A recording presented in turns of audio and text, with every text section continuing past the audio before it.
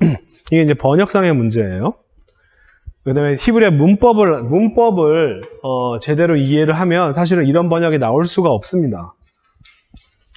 제가 잘못했다라고 얘기하는 바로 이게 부정사와 분사가 사용되는 경우들인데 사실 전혀 엉뚱하게 번역된 경우예요.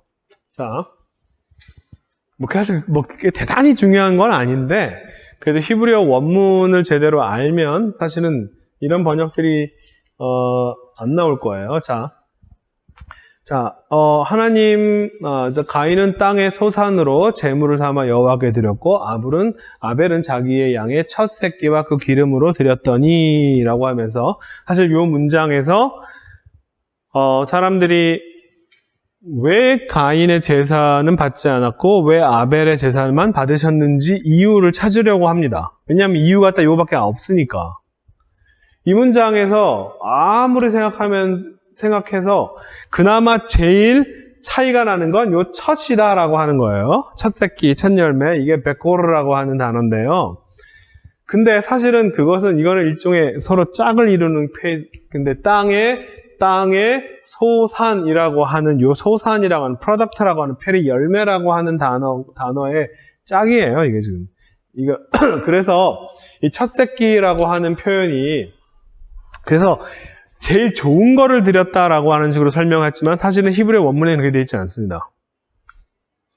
그리고요, 아까 전치사 민에 대한 얘기를 했는데요. 여기 좀 할게요. 전치사 민에 여기서는 정확히는 사실 첫 새끼를 드린 게 아니고요. 첫 새끼들 중에 하나를 드렸다는 표현입니다. 파티티브를 사용해요. 전치사 민이 사용됩니다.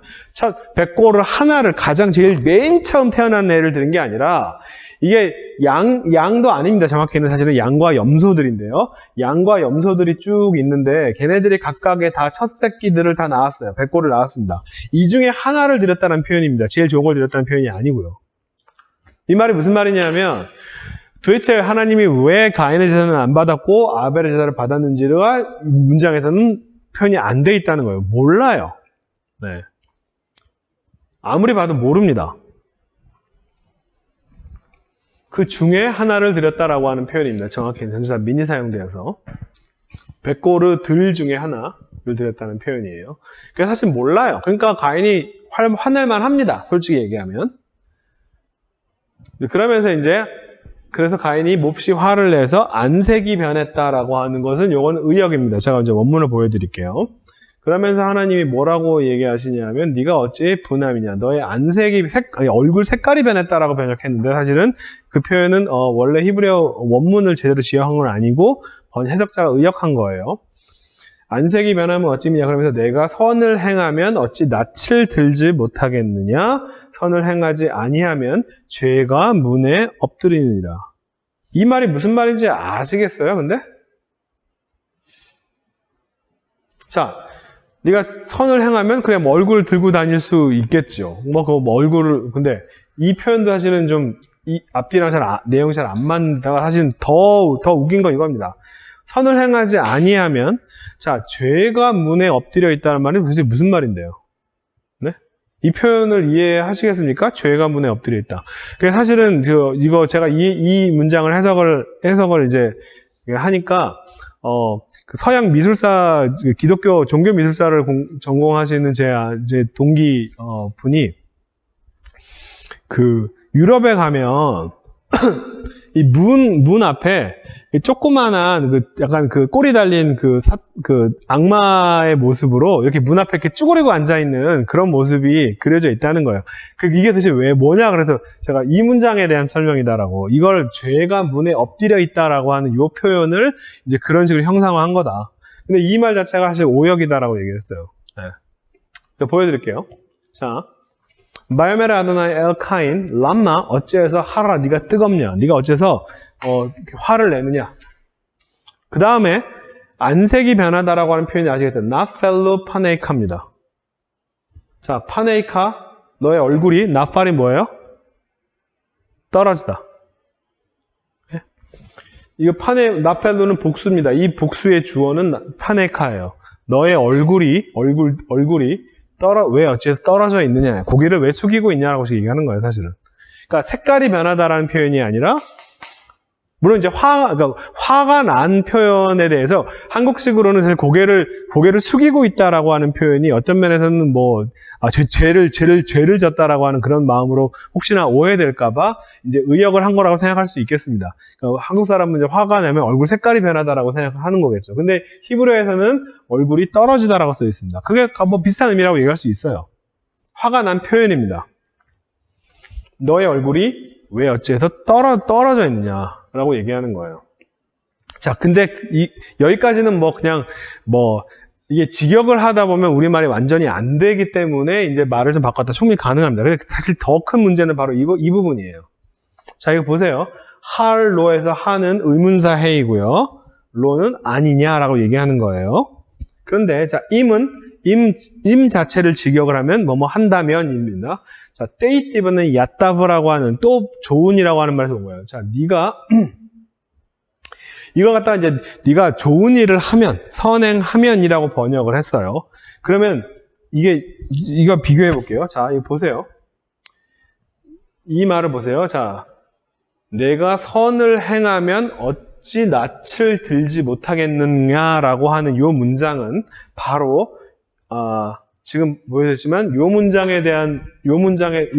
문장에 대한 해석인데 요 위에 거 이거 잘 보세요. 어떻게 번역했는지 네가 선을 행하면 이라고 하는 말은 여기서 자른 겁니다. 이걸 하나의 단위로 자른 거예요. 야타브라고 하는 말이 이제 좋은이라고 하는 말이니까 이걸 선행하다라고 식으로 네가 선을 행하면 자 낯을 들지 못하겠느냐라고 하는 말이 지금 요 표현입니다. 이게 스에트가 요게 아주 부정사 연계형이거든요. 이건 이제 불규칙이라서 모르시겠는데 나사 올리다라고 하는 나사 아까 리프트업 이 뜻입니다. 자, 뭐를 나사 하냐면 얼굴을 아까 떨어뜨렸으니까 그죠? 얼굴을 떨어뜨렸으니까 얼굴을 들다라고 하는 말이 이거 반대말이라고 하는 건 맞아요. 근데 문제는 뭐냐면 네가 선을 행하면 얼굴을 들지 못하겠느냐는 뭐냐면 이 할로와 스에트를 두 개 붙여버렸습니다. 이게 문장이 말이 되나요? 이건 부정사입니다. 예? 앞뒤에 지금 이걸 단어 몇 개를 짜맞춰가지고 지금 말이 되게끔 만들어 놓은 거예요. 이걸 im을 여기다가 if의 뜻으로 해석하면서 이걸 두 개를 여기다 묶어버리면 어떤 일이 벌어지냐면 지금 얼굴을 드는 것이 아니냐입니다. 드는 것이 아니냐. 이게 말이 안 돼요, 기본적으로. 문장도 아닙니다, 이건. 할로 다음에 부정사 연계형만 딱 하나의 문장으로 이런 식으로 쓰이는 경우는 존재할 수가 없어요. 말 자체가. 근데 이걸 그게 번역해 놓은 겁니다. 자, 얼굴을 떨어뜨리다와 얼굴을 들다는 반대말. 들다는 표현은 이 얼굴이 지금 화가 나서 얼굴을 숙이고 있는데, 그죠? 이거 지금 네가 선을 행하면 이라고 하는 식으로 임과 데이티브를 붙여버리면 어떤 문제가 발생하냐면 지금 나머지 단어를 가지고 문장을 하나 만들어내야 돼요, 주절을. 근데 할로 아니냐와 드는 것 아니냐. 무슨 말이야, 이게? 말이 하나는 안 돼요, 사실은. 뭐냐면 이 문장 자체를 문법적으로 전혀 이해를 못하고 번역하는 거예요. 여기서 아주 중요한 수거로 이해해야 될 건 뭐냐면 임과 임로라고 하는 이 두 가지의 수거적 표현을 전혀 이해를 못하고 있다. 이 번역 자체가. 그래서 요거는 그렇게 처리해버려. 근데 나머지 여기를 또 잘랐으니까 그 다음 문장은 자, 네가 선을 행하지 아니하면 이걸 또 자른 거예요. 임로 데이티브를 하나의 단위로 묶어서 네가 선을 행하지 아니하면 자, 그 다음에 라페타 핫다트 로베츠입니다. 자, 그 문에 죄가 라바츠는 웅크리고 있다는 표현이에요. 엎드려 있다, 웅크리고 있다는 표현입니다. 죄가 그 문에 웅크리고 있다. 자, 이렇게 해석할 때 있어서 가장 큰 문제가 있습니다. 문법적으로. 뭐냐면 자, 로베츠가 바로 코텔 패턴인 분사예요. 그죠?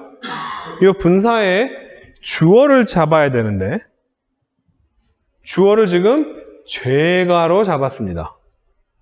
근데 문법적으로 죄라고 하는 단어가 로베츠라고 하는 이 코텔 능동분사의 주어가 절대로 될 수 없는 이유가 하나 있는데 문법적으로 핫다하트는 타브가 붙어있는 여성명사입니다. 로베츠는 남성분사예요. 네? 그쵸? 죄가 엎드려 있다라고 하는 번역이 사실은 되게 웃기는 번역이라는 거예요. 죄가 엎드려 있다가 뭐가 죄가 엎드려 있어? 죄가 엎드려 있다는 말이 무슨 말이야? 무슨 말인지도 몰라요. 예? 죄가 엎드려 있다가 무슨 말이야? 어떻게 그 죄가 엎드려서 뭐 어떻게 했다는 거야? 자, 이런 게 아니고요. 기본적으로 전혀 사실은 이게 히브리 문장을 잘 못 자르고, 그 다음에 이런 짜잘한 문법적인 지식들을 제대로 갖추지 못하니까 엉뚱한 말들, 나머지 대충 몇몇 단어들을 말을 막 갖다 붙여버리는 거야. 그러니까 이거를 갖다 이렇게 번역하니까 네가 선을 행하면 드는 것 아니냐. 말이 이게 말도 안 되는 소리죠. 자, 이거 기본적으로 떨어져 있고요. 떨어져 있는 데다가 부정사 앞에다가 할로만 딱 붙여가지고 하나의 문장이 되냐? 말이 안 되는 얘기입니다. 자, 이거는 기본적으로 제가 해석하는 방식은 이런 방식입니다. 자, 임과 임로는요, 하나의 단위로, 이거 하나의 전체 구문으로 이해를 하셔야 되고요. 그 다음에 이 스에트라고 하는 말은요, 이 분사는요, 데이티브의 목적어입니다.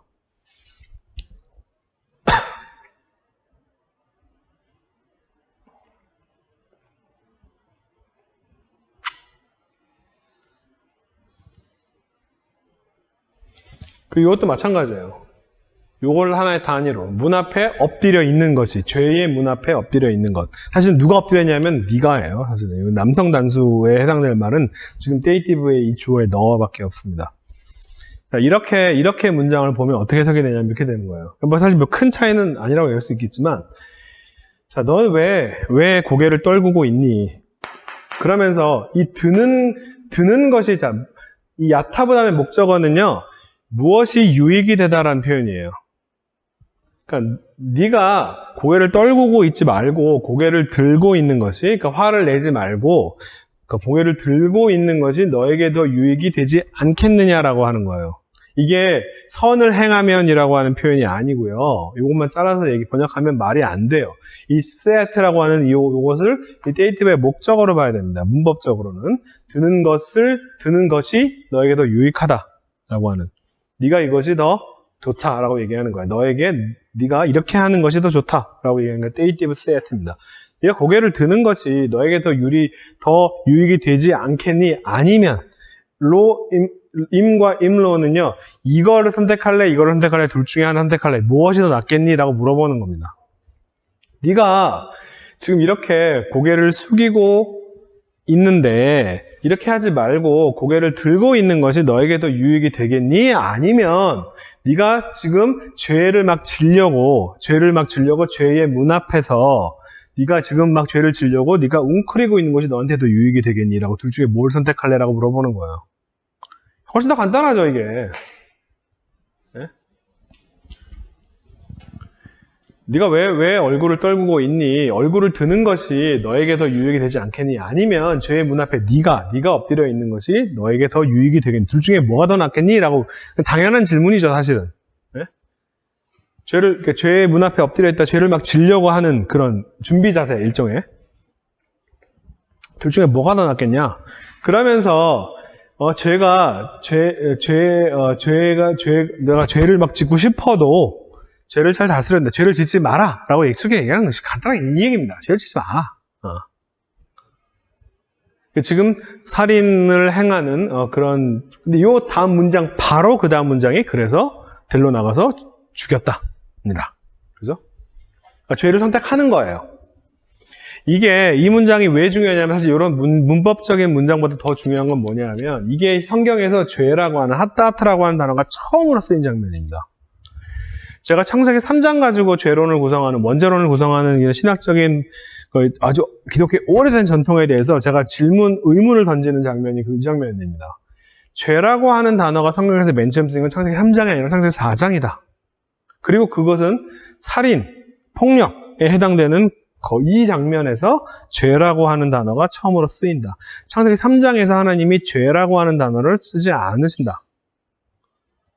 그러니까 우리가 죄라고 하는 단어를 하나님의 명령을 어긴 것이 죄다라고 규정을 해놓고서는 3장, 그러니까 3장에서 죄론을 구성하는데 성경에서는 죄라고 하는 단어가 창세기 4장에서 쓰이고 형제간에 폭력을 행사하는 장면에서 죄라고 하는 단어가 쓰인다. 우리가 죄론에 대해서 다시 한번 정립을 해야 될 필요가 있다라고 제가 주장을 하는 이유가 바로 이 장면이고요. 창세기 3장은 어떤 면에서는 제가 그러니까 자유의지 이런 쪽을 이거 감리교 신학을 제가 선호해서 말씀드리려고 하는 게 아니라 창세기 3장에서는 어떤 무엇인가 좋고 나쁜 것을 구별할 수 있게 되고 그 둘 중에 하나를 선택할 수 있는 거예요. 어떤 면에서. 사실 창세기 3장에서는 무엇이 좋고 나쁘다는 것을 알면서 항상 좋은 것만을 선택하지 않고 나쁜 걸 선택할 수도 있는 인간의 능력을 갖게 되는 걸 얘기하고, 그 다음에 이 최초로 4장에서 인간이 좋은 거가 나쁜 것 중에 나쁜 거를 선택하는 장면이 처음으로 나오는 장면이에요. 그 죄를 선택하는 장면이 바로 창세기 4장이다. 그래서 그러니까 3장은 어떤 면에서는 인간이 죄를 지을 수 있는 능력을 갖게 되는 어떤 그런 장면을 얘기하는 것 같고, 4장에서 정식으로 사실은 죄를 짓는 장면은 이 4장에서의 스토리다라고 제가 이제 이 창세기들을 해석하는 제 관점인데요. 제 관점이 맞으면 제 관점이 100% 맞다라는 얘기는 전혀 아니에요. 저도 앞으로 계속 더 고민해보고 생각해보고, 그다음에 제가 이 얘기를 여기서 끝내는 게 아니라 그 다음에 다음에 나오는 5장, 6장 홍수까지 좀 연결되는 그 장면에서 이 죄라고 하는 단어를 어떻게 이해해야 될까라고 하는 면에 있어서 오히려 더 제 해석이 더 맞다라고 제가 주장을 하는 근거들이 몇 개 더 있습니다. 나중에 그 해당되는 과정이 되면 또 보여드릴게요.